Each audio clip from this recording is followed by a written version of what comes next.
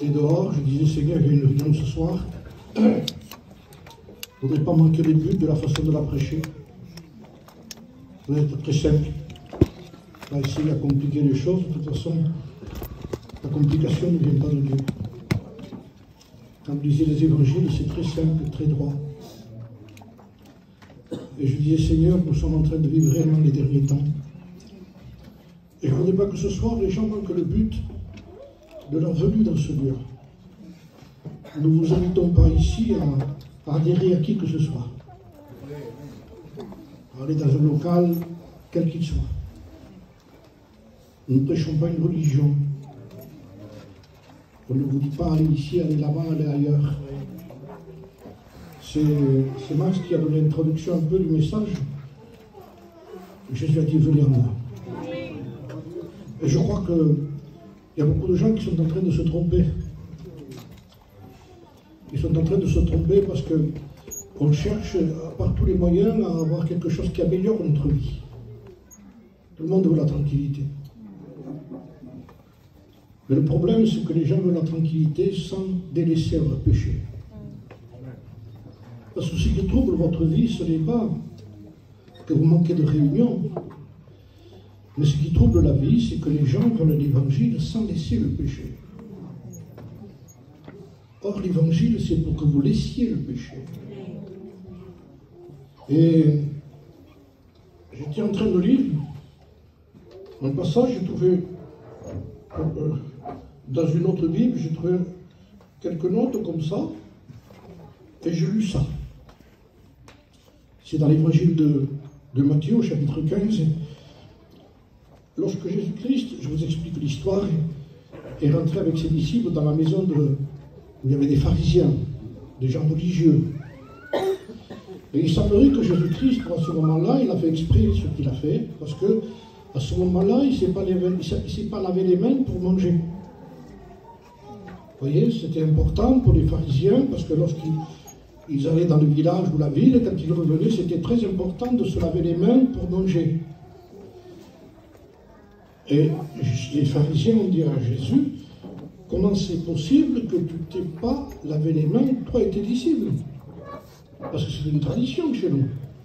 Parce que la Bible dit que les pharisiens disaient, eux, que manger sans se laver les mains, c'était toucher un aliment, c'était le rendre impur, et quand ils l'avalaient, c'était en train de rendre impur l'intérieur.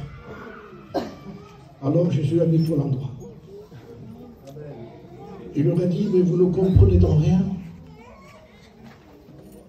Et je voudrais dire ce soir que certains aussi, il faudrait qu'ils comprennent. Et peut-être vous direz certaines personnes qui sont baptisées, mais vous n'avez pas encore compris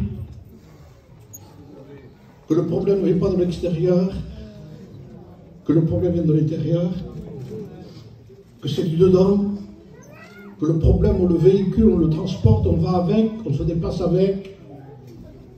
Vous changez d'endroit, c'est pas important. La Bible dit que le léopard ne peut pas changer ses taches. L'homme de couleur, sa peau non plus. Ça veut dire que si un léopard va dans un endroit, dans la savane, dans la forêt, c'est un léopard. Mais s'il viendrait en ville, ça resterait un léopard, il reste toujours le même. Ses taches sont pareilles. Et si un léopard entrait dans son local, tout le monde sortirait, c'est sûr. Hein. Mais je veux dire qu'il garderait toujours ses taches. Est-ce que ça veut dire que l'endroit ne change personne? Et l'homme de couleur garderait sa couleur.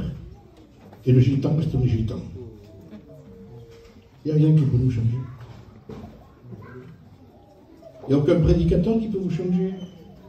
Alors Jésus a touché un thème, et je vous le lis tout simplement, parce qu'à un moment donné, Jésus a dit à ces gens-là, vous ne comprenez pas, verset 17 du chapitre 15.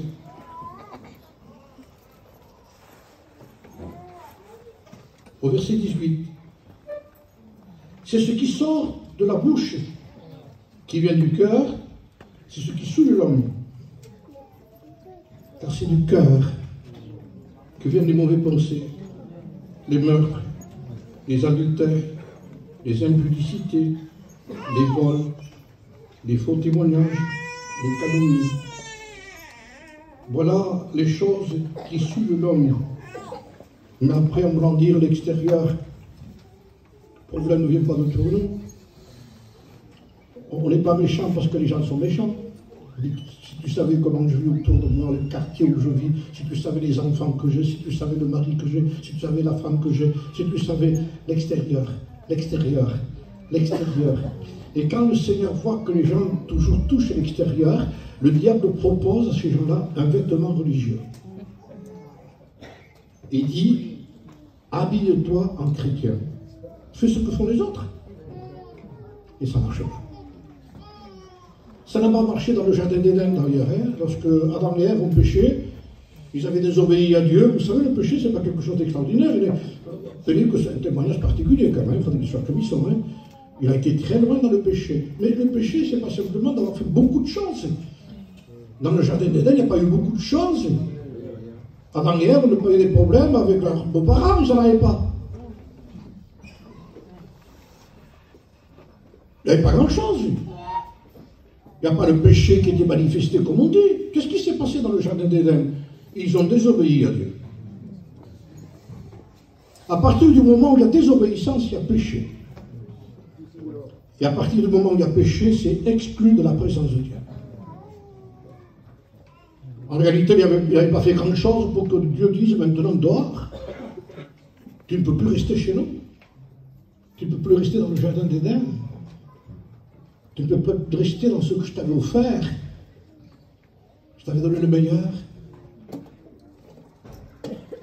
Et je m'entretenais avec toi tous les jours. Ce n'est pas le fait que Dieu ait donné beaucoup d'arbres de fruitiers à l'homme. Mais la catastrophe qui est tombée sur Adam, c'est « je ne parle plus avec toi. Je ne te parle plus. » Terrible. C'est terrible. Vous savez ce qui faisait peur à cette sœur qui a témoigné? C'est que Dieu ne lui parle plus. C'est ça la peur. C'est quand on ne connaît pas le Seigneur, quand même si on est baptisé qu'on ne connaît pas le Seigneur, ça ne dérange pas qu'il ne parle pas, on ne le connaît pas. Si vous saviez les gens qui sont baptisés qui ne connaissent pas le Seigneur, c'est énorme. Parce que quand quelqu'un connaît Jésus, quand quelqu'un connaît Dieu, il veut parler avec Jésus, il veut parler avec Dieu. Même si son corps n'a pas envie. Et son cœur a envie. Le Seigneur a dit, la chair est faible, mais l'esprit est disposé. Et on sent le besoin de parler avec lui. Et Adam, Ève, au lieu de confesser, vous savez, j'entends souvent ce mot, même si c'est dit pas méchamment, mais on entend ce mot souvent, accepte Jésus. C'est pas écrit comme ça. La Bible ne dit pas acceptez Jésus, la Bible dit repentez-vous. Ça n'a rien à voir. Parce qu'on dirait que tu peux accepter Jésus-Christ comme tu es faux. Le cœur est trop méchant pour ces choses-là. C'est à l'intérieur qu'un véhicule comporte toutes ces méchancetés. Ils étaient à Jérusalem, ils étaient dans un système religieux, mais l'habit qu'ils portaient cachait ce qu'il y avait dedans. Et aujourd'hui, le système religieux, quel qu'il soit, et j'ai peur de nos réunions d'amélioration, j'ai peur de nos réunions qu'il faut faire un peu comme ça, il faut faire comme ça, et il faut essayer de moins. Moi, je dis toujours ça parce que c'est important. Quand quelqu'un vient à la réunion, il veut faire des bonnes choses, il dit je vais essayer je vais essayer de faire comme un autre, je vais essayer de moins voler, de moins fumer, de moins mentir. Il y a toujours une amélioration, mais une amélioration qui déçoit, parce que les efforts que vous faites vont vous retomber dessus, et ça va vous décourager. Parce que quand vous essayez une fois, deux fois, trois fois, vous dites tout simplement, ben, parce que c'est la réunion, je ne veux plus à la réunion parce que c'est pas pour moi ça. Je suis trop méchant. Non! C'est pas que tu es trop méchant. C'est parce que tu ne sais pas te repentir. Et au lieu de te repentir, tu essaies de changer. Alors, je voudrais continuer dans la liste pour vous démontrer que ne pas changer. C'est l'apôtre Saint Paul qui va faire la liste de ce qu'est l'être humain. Si vous la lisez, prenez le temps, prenons le temps ce soir de lire la Bible. Écoutez ce qui est écrit.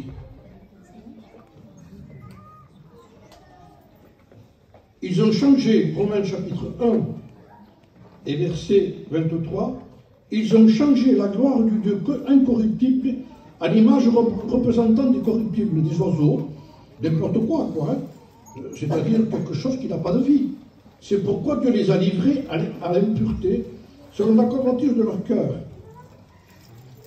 en sorte qu'ils déshonorent eux-mêmes leur propre corps. Eux qui ont changé la vérité de Dieu en mensonge, et qui ont adoré et servi la créature au lieu du Créateur. Écoutez bien, là va venir une liste. C'est pourquoi Dieu les a livrés, Dieu les a livrés, Dieu les a livrés. Pendant 3 fois c'est écrit ça, Dieu les a livrés. Je vais vous dire une chose, il y en a qui disent, mais pour ça va, non, c'est un pécheur. Pourquoi je vous dis ça? Parce qu'on ne va pas en enfer parce qu'on est possédé. On va en enfer parce qu'on a péché. C'est le péché qui va en enfer. Il y en a qui ont laissé tellement de place au mauvais esprit qu'après, bon, ça arrive, que certaines personnes sont possédées. Mais là n'est pas le problème en réalité, c'est la description que Dieu a livré l'homme, non pas à des mauvais esprits, mais à lui-même. Je vais te montrer qui tu es. Je te livre à toi-même. Moi, ben ça va alors. Attends. Maintenant, regardez quand il le livre à lui-même. Comme ils ne se sont pas souciés de connaître Dieu, Dieu les a livrés à leur sens réprouvé, dira la parole de Dieu, pour commettre des choses indignes, étant remplis, donc c'est encore la description de Jésus-Christ chez les pharisiens, avec une liste un peu plus grande de l'apôtre Saint Paul. Il dit, étant remplis de toute espèce d'injustice, écoutez bien, de méchanceté, de cupidité, de malice, plein d'envie, de meurtre, de querelle. Peut-être quand vous écoutez ces mots, vous faites ça en pensant à quelqu'un. Oh oui. Mais là, on bouge la tête pour les autres. C'est nous. Il est plus facile de voir les autres que nous-mêmes. Et il dit, tu es plein d'envie, plein de meurtre. Qui, moi, tu es, non. Vous avez des personnes qui, je disais un jour, vous avez des personnes qui sont impulsives, et en plus, il y a certains qui peuvent le faire, je vois pas. Quelqu'un lui coupe la route, le pain il est ça, il se va. Et l'autre le laisse partir. Il a un peu plus peur. Ah, ça arrive, hein, tout le monde démarre. Il le laisse partir. Donc celui qui est descendu, qui s'est battu, il dit, c'est un méchant. C'est un méchant. L'autre non, il n'est pas méchant, non, c'est pas qu'il n'est pas méchant d'abord. Parce que quand il part, il le maudit au monsieur qui part. Il lui souhaite la mort au croisement, là. Donc toute la méchanceté qu'il y a à l'intérieur, il ne la manifeste pas à l'extérieur parce que l'extérieur a peur, ne reste pas des coups. Mais dedans, c'est du dedans. Sort la haine, la cupidité, la méchanceté. C'est de l'intérieur. Donc ce que vous ne voyez pas à l'extérieur, c'est parce que parfois c'est bloqué. Le dedans est comme ça. Ne vous trompez pas. Christ est mort sur une croix. Non pas pour que nous mettions un crucifix dans nos églises. Il peut y avoir une croix énorme, des fois, derrière. Maintenant, on met des couronnes d'épines en nous. Il n'y a pas de problème, c'est bien. Mais ça ne rêve pas que la personne peut rester comme elle est. On peut amener le meilleur des prédicateurs, essayer d'amener le plus grand évangéliste. Si la personne ne reconnaît pas elle-même qu'elle a son péché à l'intérieur, que son cœur est rempli, plein de meurtres, de querelles, de ruses, de malignité, rapporteurs, médisants, impies, arrogants, hautains, fanfarons, ingénieux au mal, rebelles à leurs parents, dépourvus d'intelligence, de loyauté, d'affection naturelle, de méchanceté, exempts de miséricorde. On dirait, arrête, Xavier, tu vois qu'il y a tout ça, même peut-être plus. Ça veut dire que tu ne peux pas t'arranger. Tu ne peux pas t'arranger. Tu ne peux pas t'arranger. Il n'y a rien à faire pour t'arranger. En un mot, nous ne sommes pas des victimes de la société, du quartier où on habite. Si vous entendez, non, non, non, non, c'est pas ça. Non, non, non, non, c'est pas ça. Tu ne comprends pas, tu ne sais pas. Je veux rien savoir, c'est ce que dit la Bible, je l'ai vu pour moi. C'est mon besoin qui vient ici. Et Dieu montre par la Bible notre cœur. La Bible est un miroir pour voir l'intérieur. C'est le scanner, l'IRM du cœur. Et il dit, tu sais ce que tu as.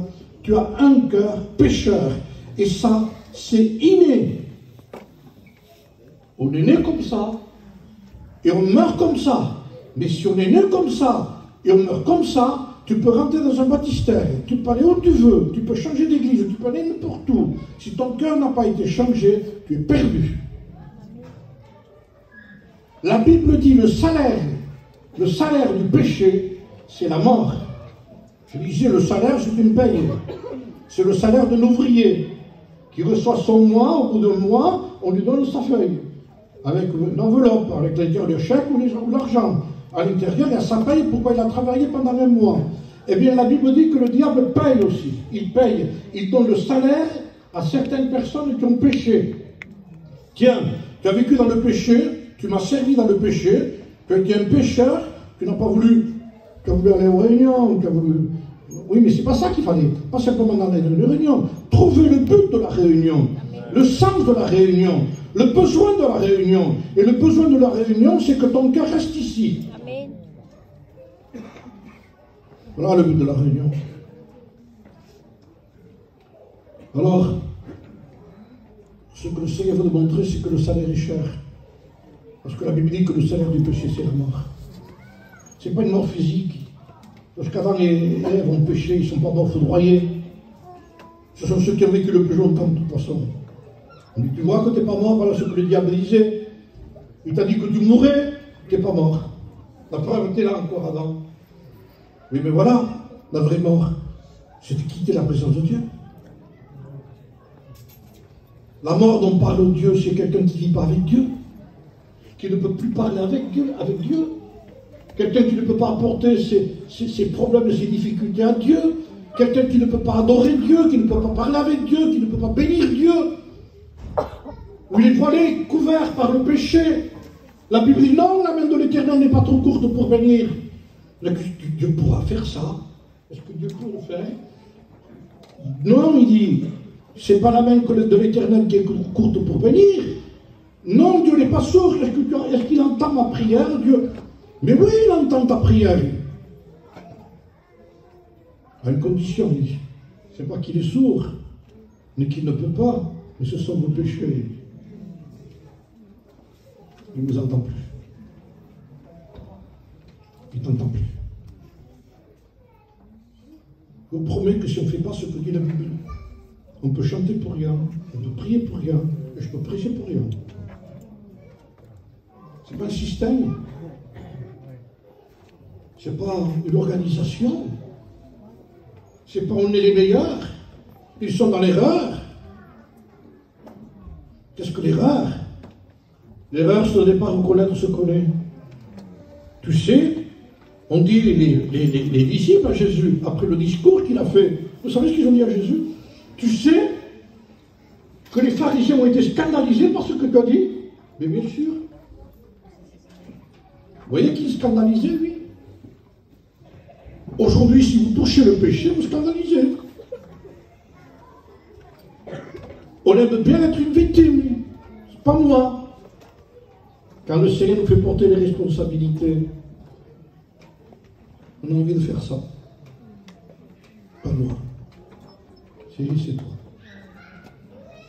Si, c'est toi. Ça ne s'arrange pas, toute cette liste-là, avec quelques réunions.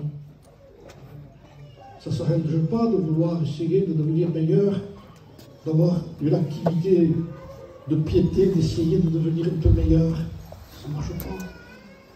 C'est trop puissant. L'apôtre Saint Paul connaissait quelle était la valeur de ce que c'était l'être humain, de quelle façon il vivait. C'était un pharisien qui connaissait tout. Il a vécu au pied de Gamaliel, un des plus grands enseignants qui puisse exister en ce temps-là. Il était perdu. Pourtant, quel homme. Mais il savait que Si Dieu ne change pas un cœur, il n'y a rien à faire. C'est l'intérieur qui est mauvais.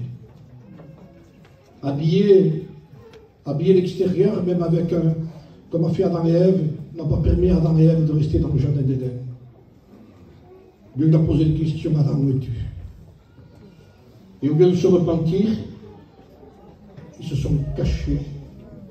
J'ai eu peur. Et je me suis caché avec un vêtement religieux. Ça ne marche pas. Nous vivons les dernières réunions. Nous vivons le temps où les gens, ceux qui ne veulent pas se repentir, ceux qui sont païens, qui ne veulent pas accepter le Christ, ne pourront pas être sauvés. Jésus a dit, le salut, c'est lui. C'est pour ça que son évangile est scandalisé, parce qu'il touchait l'intérieur. Les pharisiens étaient habillés à l'extérieur, à la perfection, phylactères. Autour du bras, il y avait des commandements avec des fils en cuir. Ils avaient sur le fronton ici, à l'intérieur, avec un petit message dedans. Il y avait écrit sainteté à l'éternel. Ils faisaient des prières tous les jours, ils marchaient en priant.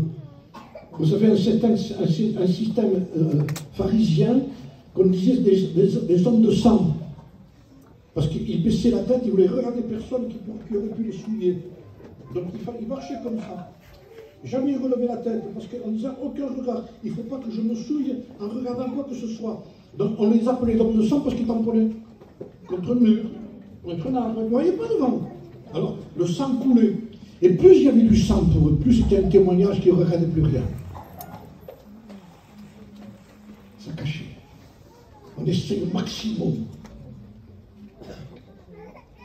Ça ne marche pas ici. Tu peux te livrer comme tu veux, tu peux prier pendant 15 heures par jour.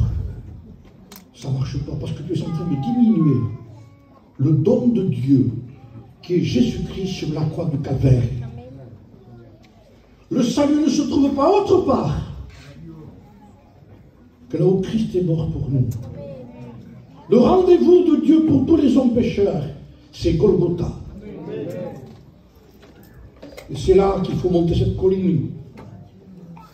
Non pas avec un torse en disant j'arrive, non avec la tête baissée. Sans pouvoir regarder le Christ. Il faut avoir du courage pour lever la tête et pour le regarder. Parce que si vous le regardez, vous allez trouver sur lui une couronne d'épines, du sang qui ruisselle sur son visage et des crachats. Romains et juifs. Des crachats humains. Je pourrais traduire des crachats d'Espagne, des sédentaires, des crachats des sédentaires, des crachats des Espagnols, des Catalans, des crachats des Roms, des crachats de la mission tzigane lorsqu'il était païen. Nous lui avons craché dessus. Christ n'est pas mort pour une certaine époque, pour certains pécheurs de cette époque-là, il y a 2000 ans, Christ est mort pour le péché. Et le péché dure encore aujourd'hui. C'est plus facile une réunion, on dit quelqu'un veut le Christ qui lève sa main. Non, pas écrit ça. L'apôtre Pierre, quand il a prêché, la même façon la belle. Vous savez ce qu'il a dit, Pierre? Rempli du Saint-Esprit, je crois qu'on a plus besoin de ça qu'autre chose. Vous l'avez crucifié. Vous êtes méchants. On est méchants. On dit, si ce serait notre époque, on ne le ferait pas. On le ferait quand même. La preuve, c'est qu'on fait un choix encore aujourd'hui dans une prédication. Barabbas ou Jésus? Il n'y a pas de problème, il dit. On veut libérer Jésus. C'était la question de Pilate, ça. Alors, écoutez bien, je vais changer le mot Barabbas. Toi ou Jésus? Parce que le Barabbas qui a été libéré et qui a pris la place de Jésus, c'est toi et moi. Alors on dit, moi je ne veux pas le faire du mal. Ah non, il y a un stimi, moi je l'aime. Écoutez bien. Alors il y a une question après.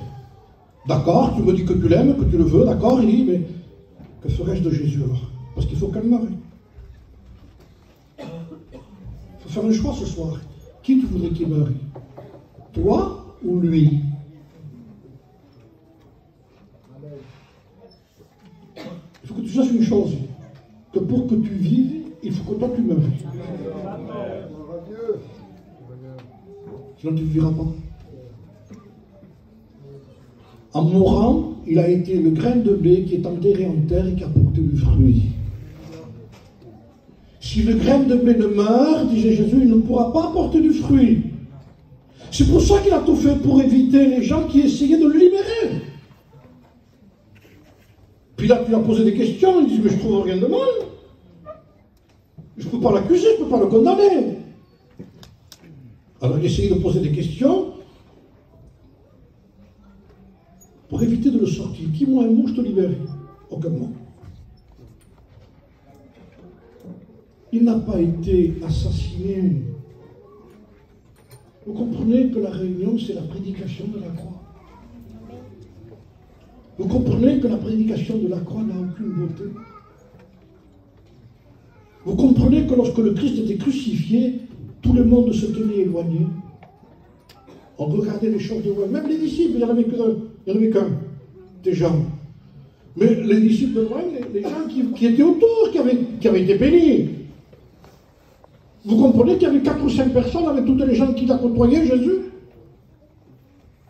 Regardez de loin. Parce que vous voulez être guéri, vous voulez être béni, vous voulez qu'il multiplie le pain encore. Il y a la croix. L'image est trop... On fait pourquoi, mais il ne faut pas penser sentimental. Ne pleure pas sur Mel Gibson et son copain qui a fait le rôle du Christ. Finis ça. Soyons vrais devant Dieu. Enfin, la peine, Jésus, j'y tannerai. Je vais me faire un crucifix, alors, bien sûr. Alors, tu peux mettre la croix que tu veux. C'est pas celle-là. Arrêtons avec nos sentiments. Tu sais que les pharisiens ont été scandalisés, et quand on touche ce domaine, on se sent scandalisé.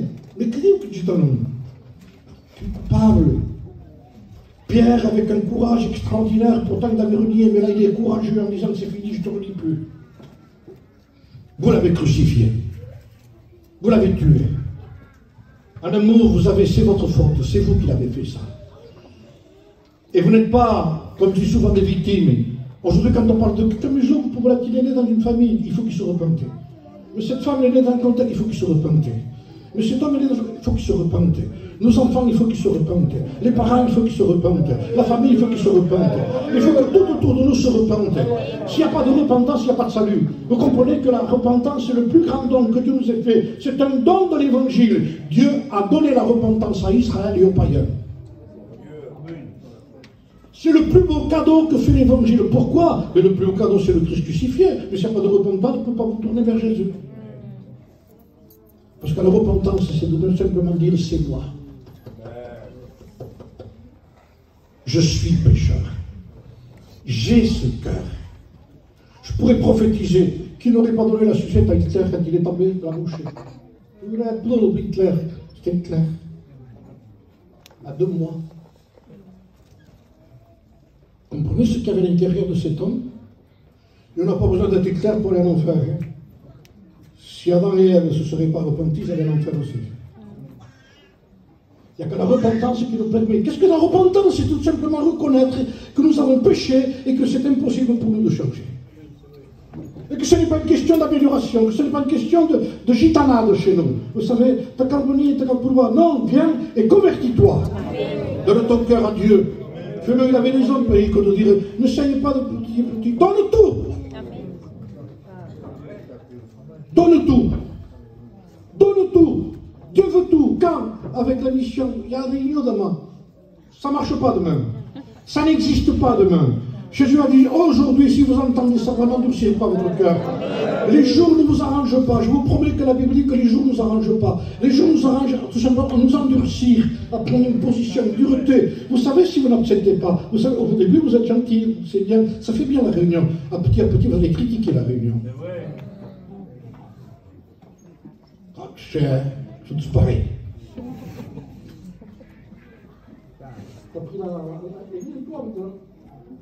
Si vous ne vous repentez pas, vous allez critiquer aussi lui.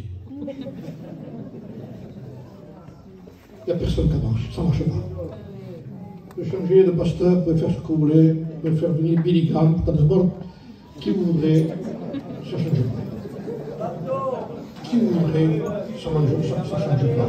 Pourquoi? Parce que le problème n'est pas là, il est là. Est-ce que vous comprenez ça? C'est facile à mettre les gens dans le bain. Si Diggy, si Kay, si j'aurais celui-là, tu ne changerais pas, tu as le même cœur.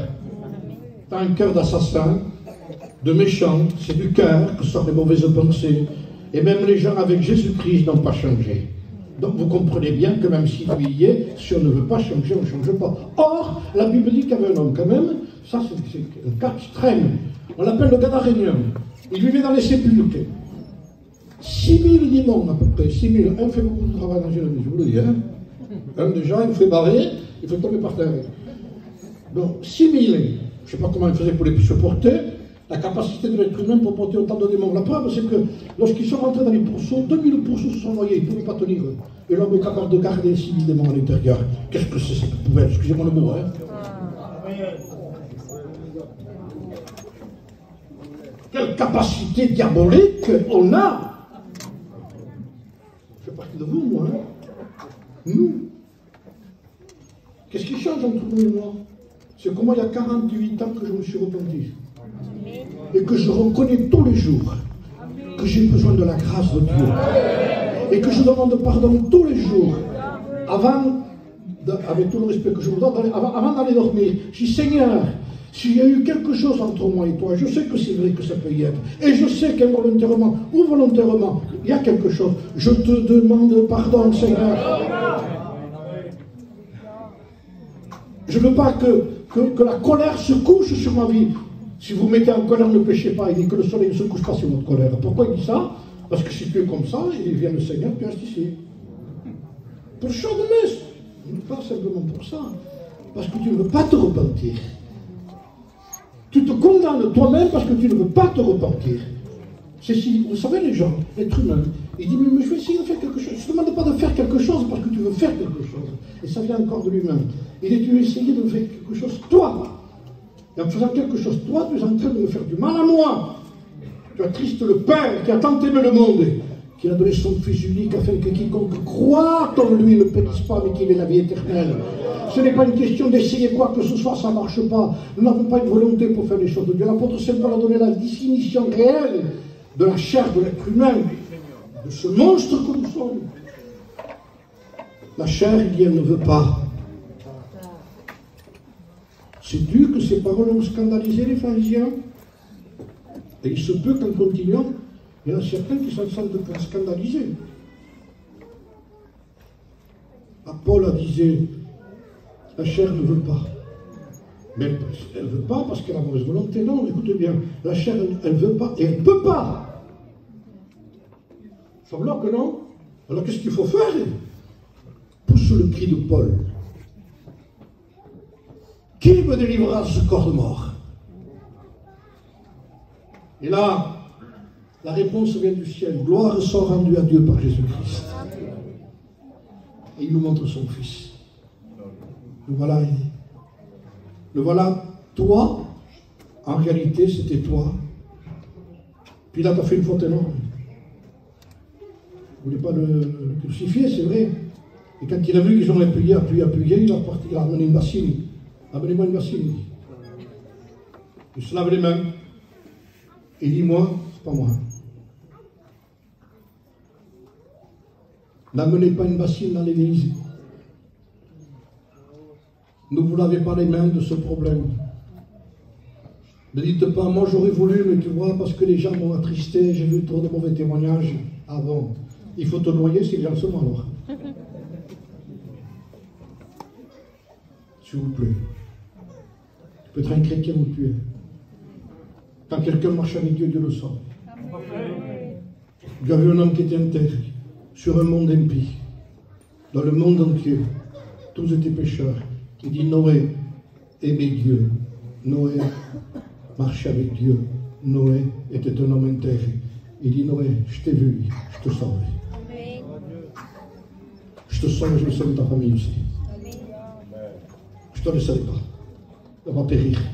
Je vous promets que si on croit ce message-là, le message de la croix, le message du sang, le message du Christ crucifié, du don de Dieu, qui nous permet, devant cette réalité, en montant le calvaire, on le regarde en face et on voit du sang qui ruisselle.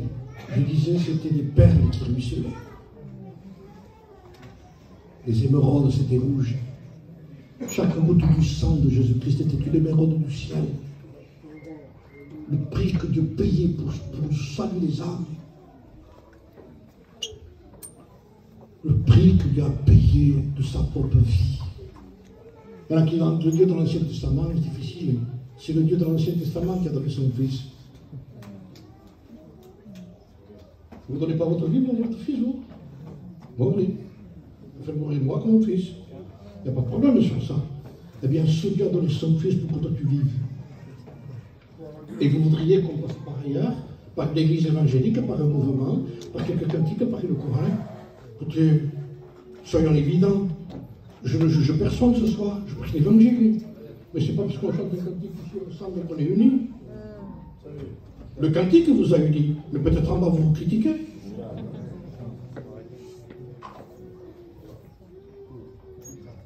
Oui, l'unité, elle est là. Là, vous ne pouvez pas vous tromper. Je vous promets que vous ne pouvez pas vous tromper.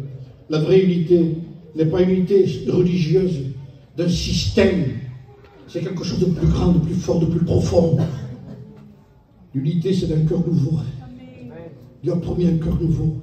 Je voudrais finir avec ça, pour ne pas vous fatiguer. Je vous ai prêché le péché, parce que c'est le péché qui nous conduit à l'enfer. Je ne vous ai pas prêché le péché à grande proportion. C'est un cas particulier, je dis quoi. Il a dit, moi, je n'ai jamais touché à une cigarette, mais tu es pécheur. Tu as au même endroit que quelqu'un qui a touché à l'autre. Il y en a qui disent qu'il a besoin de Dieu là. Il y a quelques jeunes ici qui sont venus ce soir, ça les touche leur cœur. Mais si ton cœur n'est pas touché, ne prie pas pour eux, prie pour toi d'abord. Amen. Moi je voudrais que mon fils vienne à la réunion. Toi viens à la réunion d'abord. Le père dit, moi je voudrais que mon fils arrête de vivre comme il vit. Toi vis comme un chrétien. Amen. Sois un vrai chrétien après. C'est pas du tout de dire Seigneur, Seigneur, sauve-le. Il dit sois un témoignage. Dans ta maison et tes enfants. Amen. Chrétien, c'est quelqu'un qui s'est repenti. C'est si difficile de dire Seigneur, je demande pardon. C'est horrible pour la chair, mais quand quelqu'un est sincère, il dit Seigneur, c'est pas l'autre moyen que j'ai. Parce que j'ai trop essayé, ça ne marche pas. Je suis déçu de moi, parce que tu as mal vu. Un mauvais arbre ne peut pas porter de bons fruits, a dit le Seigneur. On est mauvais. Alors il faut s'humilier. Il faut demander pardon à Dieu. J'ai péché. J'irai vers mon Père et je lui dirai, j'ai péché. J'ai péché contre le ciel et contre toi. Je ne suis pas digne de rappeler ton Fils. Traite-moi comme tu veux, mais je me lève dans ta maison. Je veux être un chrétien. Et quand on se repent, écoutez bien, arrive le moment où la Bible dit que ceux qui se repentent se convertissent. Ça vient après. Et qu'est-ce que la conversion? Tout simplement faire un demi-tour. Et se tourner vers le Christ crucifié. Et là, Dieu nous montre, regarde-le. C'est mon don à moi, ça. J'ai consenti à ce que les hommes lui crachent au visage qui ne peut s'initier. De voir que les gens crachaient au visage de son fils, alors qu'il avait fait ça, il faisait ça, ils n'existaient plus. Je vous donne une preuve vite fait. Lorsque Jésus était au jardin de Gethsémani, ils sont venus l'arrêter. Ils sont venus, 400 hommes avec des flambeaux pour l'arrêter. 400 hommes avec Judas en tête. Le traître. Et aujourd'hui, il n'y a pas que lui. Qui sont en tête. Et qui par un baiser livrent Jésus. Je frère, je vous livre. On ne peut pas exhorter sur ça, ce serait trop tard. Écoutez bien. En tête, ils arrivent 400 hommes. Jésus fait ça. Tous tombés par terre. je vous promets que ce n'est pas un regard de haine. Parce que si on avait un regard de haine, ils mourraient tous.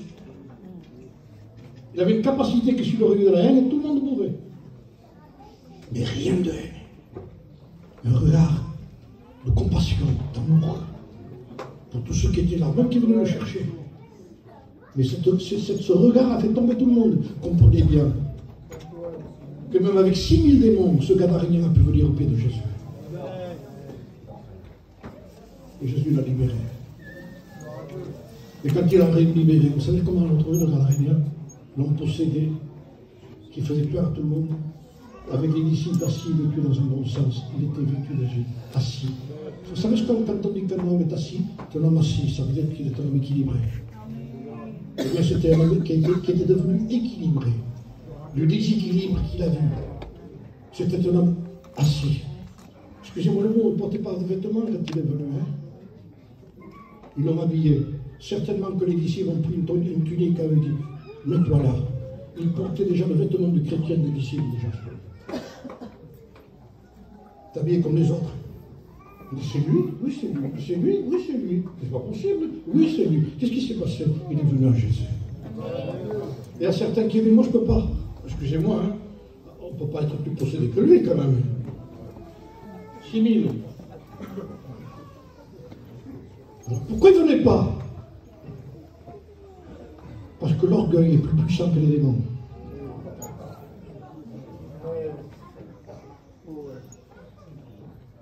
C'était un possédé qui était assez humble pour aller vers Jésus. On fait quand même, hein. Et vous avez des gens qui disent, oh, je suis tranquille, mais l'orgueil est plus puissant. Et on me checker devant tout homme. Lève-toi, repens-toi. Change de vie. Change de direction. Va à Jésus, demande-lui pardon. Tourne-toi et tu verras le Christ crucifié pour tes péchés. Le châtiment qui nous donne la paix est tombé sur lui. C'est lui qui a pris tous nos péchés. Il nous a réconciliés avec le Père. C'est Job qui disait et demandait dans toute sa justice au nom de Dieu. C'était un des plus grands hommes de la Bible. Il disait dans sa vie, n'aurait-il pas un arbitre qui pose sa main sur lui et sur moi? Pourtant, il pouvait se présenter, c'était Job. Mais il savait que pour se présenter devant Dieu, ça ne suffisait pas, il fallait quelqu'un. Il demandait Jésus déjà. L'arbitre qu'il demandait, c'était le Christ. Et il voulait que cet arbitre, qui n'a pas nommé le nom parce qu'il ne le connaissait pas, mais moi je le connais, Job, il s'appelle Jésus, je le connais moi. C'est celui qui est prêché ce soir. Et il demandait, il n'y aurait-il pas quelqu'un qui pose sa main sur lui, sur moi? Et je disais un jour, voilà ce que demandait un Job. C'est comme ça que Christ est mort. Sa main vers Dieu et sa main vers les hommes. C'était l'arbitre qui plaidait pour eux. Vous avez compris le Seigneur? C'est de toi que nous avons besoin, Seigneur. Dans quelle misère on vit.